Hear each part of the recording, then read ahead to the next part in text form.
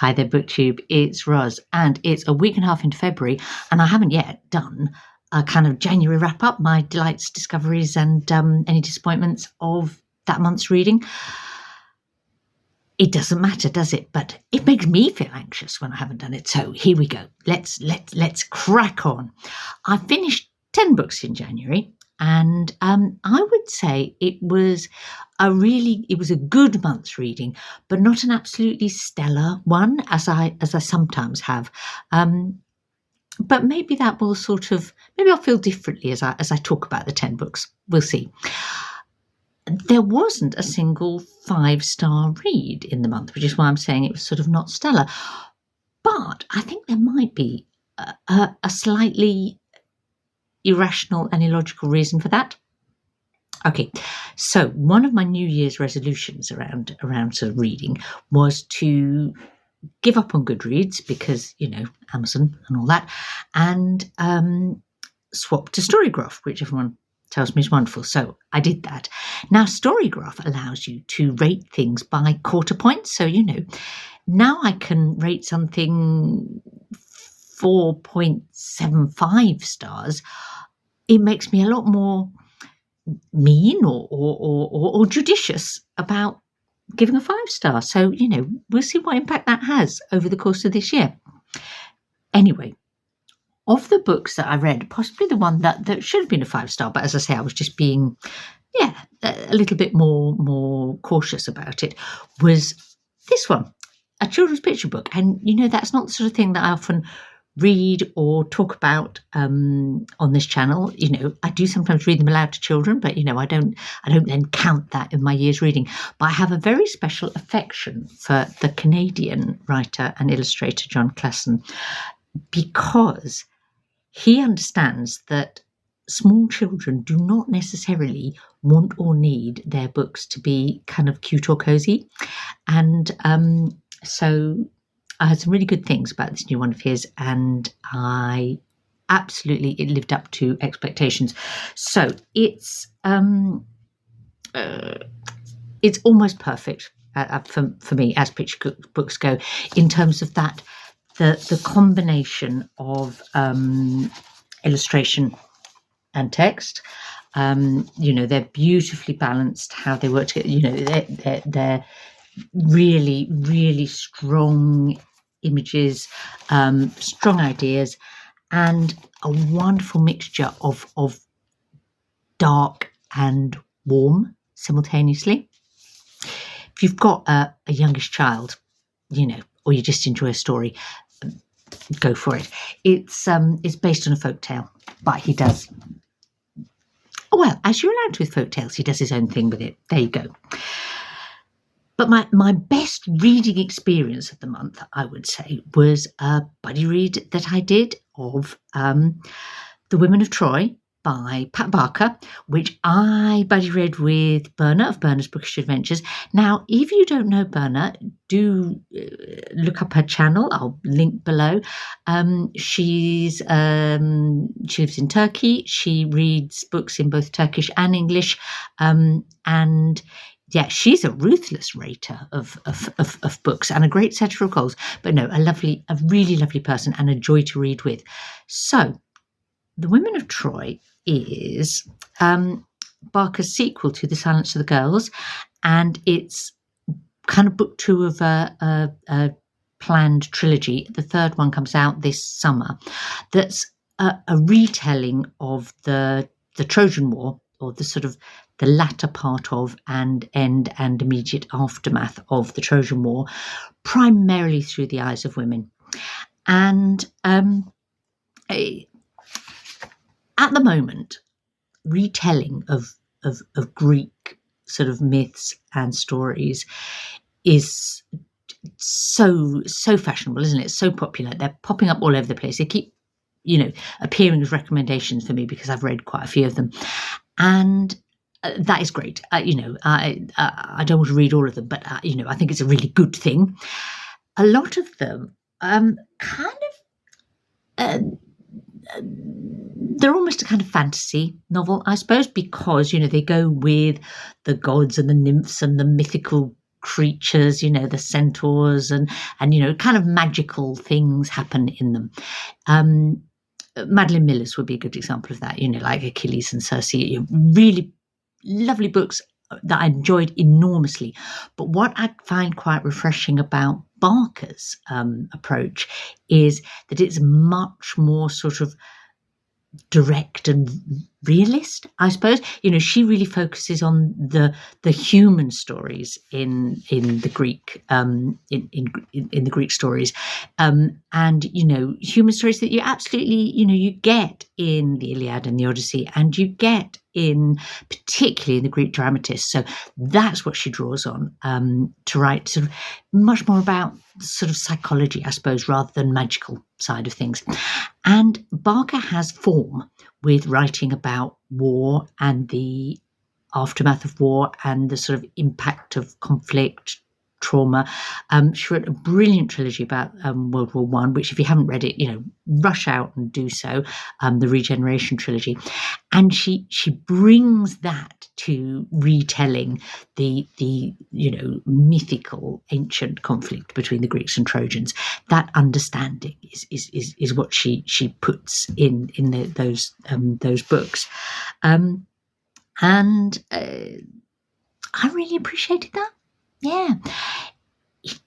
I said it's kind of written primarily from the perspective of the women involved, and it is, but the men in the story are still psychologically complex, nuanced, interesting, because she's interested in the impact of being a soldier, a warrior, a prisoner of war, whatever, on men as well.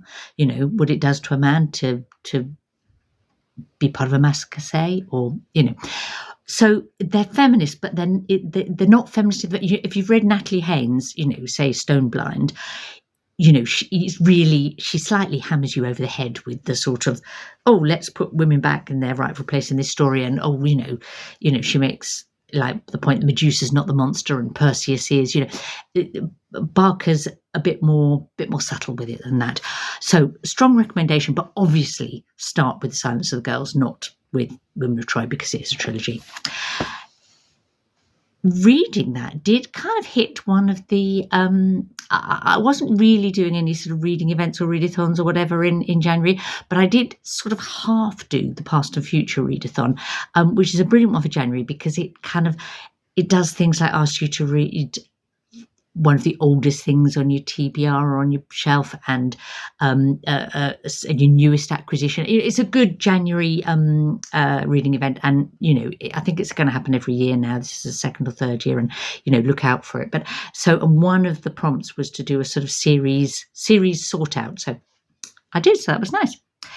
Now I did another buddy read in January, and again, that was a really lovely experience.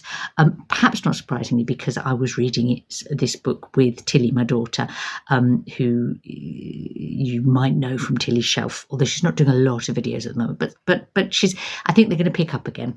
She was working abroad and so on. So anyway, she and I read Enter Ghost by Isabella Hammad, and we've recorded a Zoom chat about it, so and that I uploaded that at the beginning of the week, so that's this. I won't say loads about it, but it's a really interesting book. Hammad is a British Palestinian author, and what she does in the book is she kind of, I suppose, is looking at the Palestinian experience and the variety of that. She's looking at the kind of Israeli-Palestine conflict, which of course was perhaps why Tilly and I wanted to read that right now. Book came out in 2023 though, so it's a recent book. But she does that through the lens of a production of Shakespeare's Hamlet on the West Bank. Yeah. Anyway, if that intrigues you at all, watch our chat about it. Now, I actually read a third book this month that was kind of focused on the impact of conflict, war, and its aftermath. And that was a much older one. Hotel Savoy by Joseph Roth, which was published in 1924, originally in German. He's an Austrian author. He was born, the place he was born is now in Ukraine, but at the time he was born, it was part of the Austro-Hungarian Empire, that bit of what's now Ukraine. And, that was how he sort of saw himself as sort of Austrian or a citizen of the Austro-Hungarian Empire. He comes from that kind of Central European Jewish intellectual tradition that was so strong, in the sort of late 19th and early 20th century, and was going to be devastated by the Nazis' actions, in around World War II. This book, though, is about, obviously, as it was published in 1924, it's about the aftermath of World War One, and the main protagonist is German, I think, but he's on his way back from having been in a Russian prisoner of war camp, and sort of was, traveling back home, and most of them actually walked back home from far in Russia, sort of home to Central and Western Europe, and he winds up staying in the Hotel Savoy in the Polish town of Lodz, and Lodz, it's a sort of a picture of Lodz at that, around sort of 1919, 1920, and there's sort of extremes of wealth and poverty. There's industrial conflict, strife going on, strikes. It's a mix of kind of, I don't know, luxury and sleazy nightclubs and soup kitchens, and this constant stream of ex-soldiers, prisoners of war, passing through on their way and sort of struggling to survive. And the hotel itself is almost like a metaphor for the state of Europe at that time. It's a dark book. It's quite funny some of the time, and sometimes kind of quite unpleasant. I mean, not unpleasant to read, but about horrible things, and about the sort of, yes, human hope but at times desperation. It's if you, I thought it was great.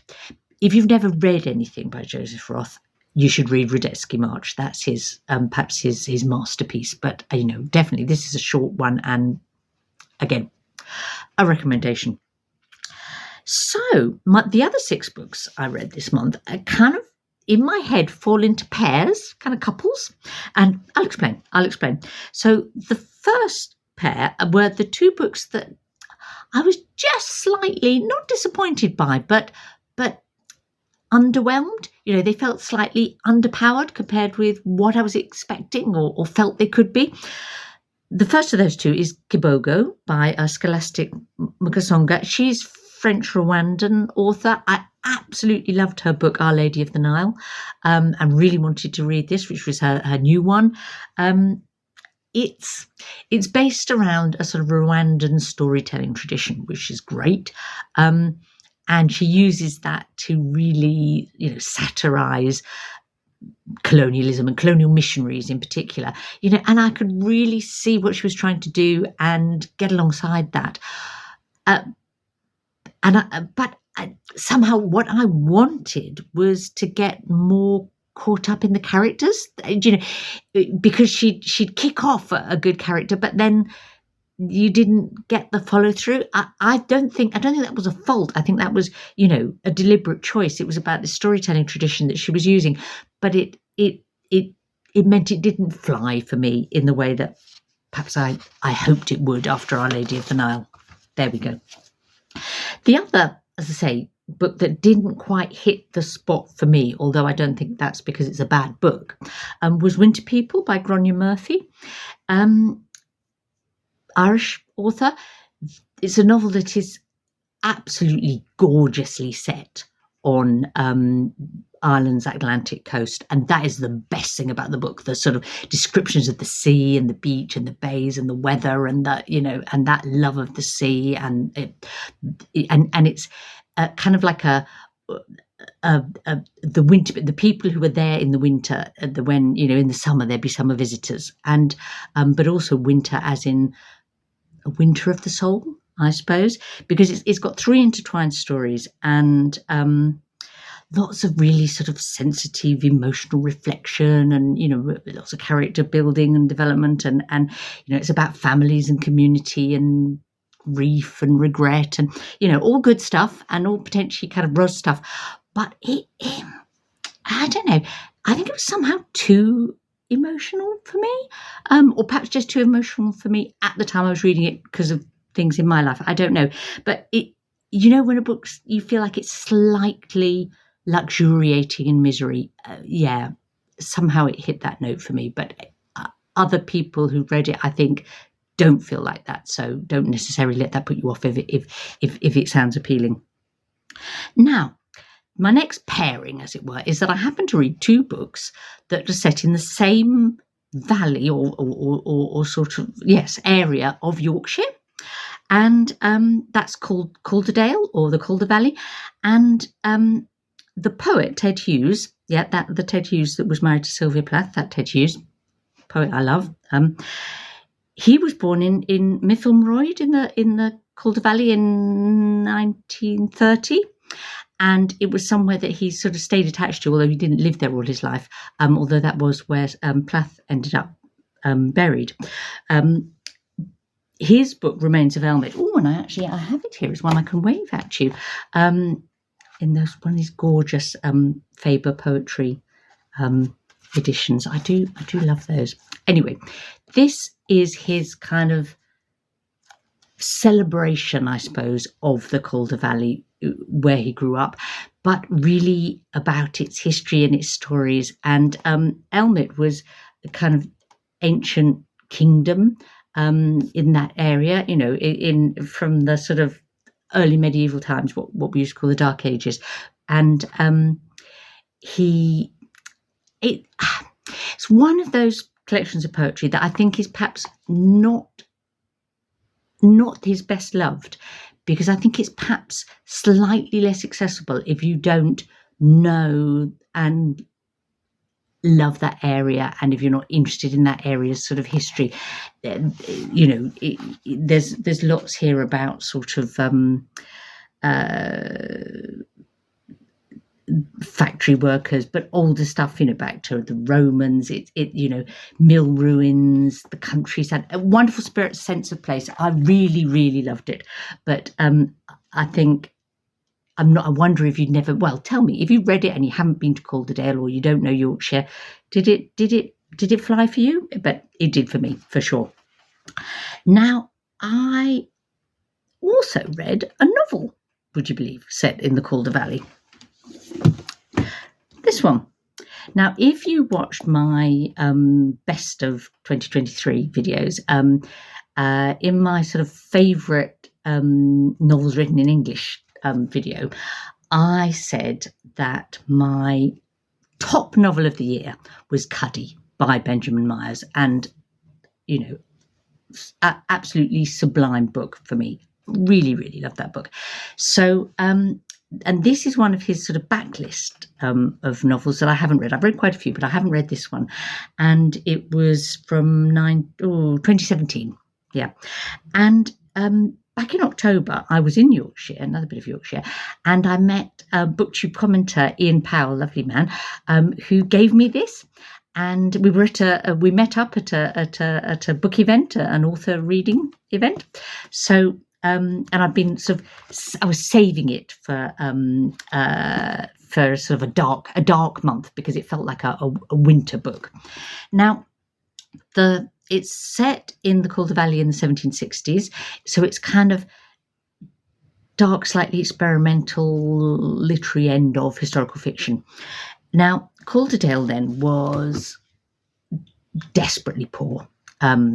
and people lived by handloom weaving and sort of more or less subsistence agriculture, and it was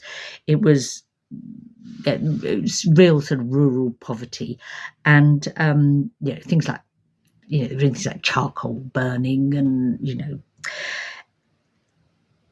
at the same time, the industrialization was kind of looming.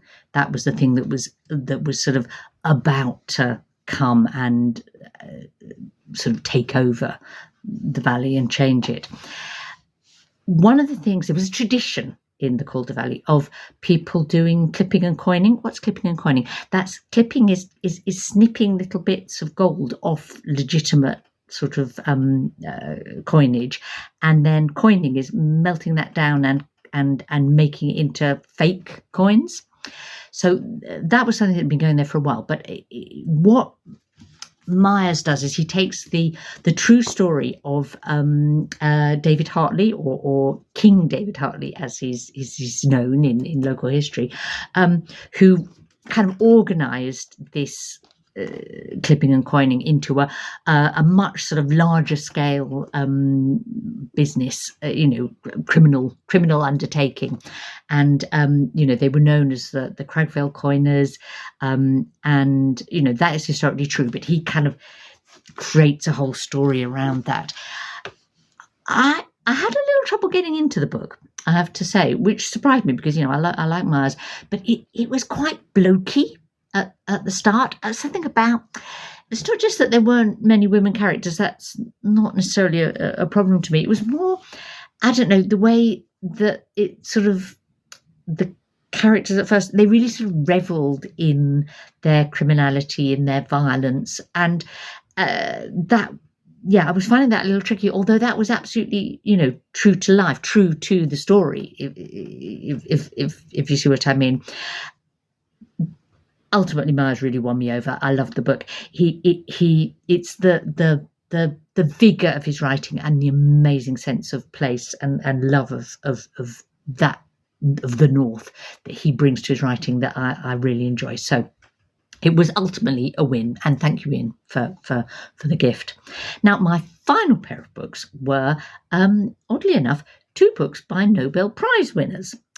Okay, now the 2023 Nobel Prize for Literature went to the Norwegian author Jon Fosse, and I haven't read anything by him. In Norway, he's probably best known as a playwright, but Damion Searls has done a tremendous translation of his kind of 7-book sequence that's sort of pulled together as one super length novel called Septology, and lots of people have raved about that, but it's enormously long, and I'm a bit, I don't know, I wanted to dip my toe in the water with something less enormous, less of a commitment, I suppose.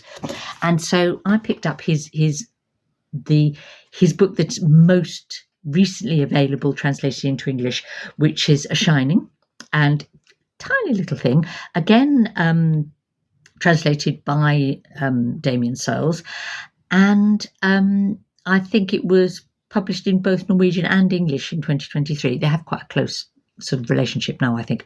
Not that kind of relationship, translator-author relationship.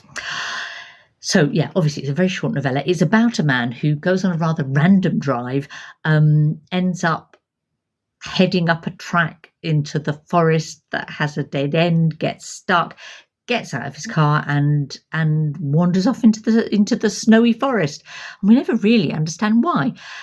It's beautifully written. It's got a kind of like a spiritual quality. I found it quite hypnotic at times reading it. There's a sort of repetition in it that generates that sort of hypnotic quality. It was one of those books where I could really feel the quality, but I didn't quite fall in love with it. I'm not sure I'm going to embark on 1,000 pages of septology next. I don't know. We'll see. It's still kind of settling in my mind, I suppose. The other Nobel Prize winning book I read, was something much, I don't know, scruffier in feeling, more lovable though in many ways, and that was this. The Queen of Darkness and Other Stories by Grazia Deledda, translated by Graham Anderson. Now, as you'll see from the picture on the front there, I think this was not such a recent Nobel Prize winner. Deledda actually got the Nobel Prize for Literature in 1926, and she was the second woman to ever win the Literature Prize, and she's still the only Italian woman ever to have won a Nobel Prize for Literature. So that's quite striking, isn't it? She actually is quite a surprising person to have become a Nobel Prize winner. She was born in a sort of small town, in slightly in the back of beyond, on the Italian island of Sardinia, in 1871, and her family were comfortably off. But, women at that time in Sardinia were not expected to get much in the way of education. She had a kind of limited formal education, but she was very determined to continue to read and study and learn and write. And, in a sense, she was a self-made writer. And her writing really, she particularly built it around writing about the lives of the Sardinian sort of peasants and Sardinian countryside, that she saw as she grew up. By 1900, she managed to get herself married and get herself to Rome, and where she felt she needed to be to kind of pursue her literary career. This was actually published in Italian in 1902. It's a relatively new translation, thanks to the wonderful Daedalus Press that bring us all sorts of things that we might not otherwise get to read in translation. I'm not a reader of short stories, as you know, but I did actually really love this collection. And like any collection of short stories, it's variable. Some stories work better than others, but it's vivid and they're often funny. Some of them are quite dark. Some of them are very violent. They take you to sort of late 19th century Sardinia, and I was quite excited by that. I will definitely look for and read one of her full-length novels, probably Reeds in the Wind. I'm going to look out for a good translation of that, and because I feel she's an author that I could spend some more time with, and I could certainly spend some more time in that part of Sardinia. So that was my January reading. Lots of good things. I also started a new kind of long, slow read, which is the Iliad in two versions, the Fagles translation in paper and Emily Wilson's new translation on audio. I'm loving that. So yes, a good month. And as ever, I always love to hear if you read any of these and what you thought of them, whether you agree with me or not, and your best recommendations from your January reading. And I hope you're enjoying February.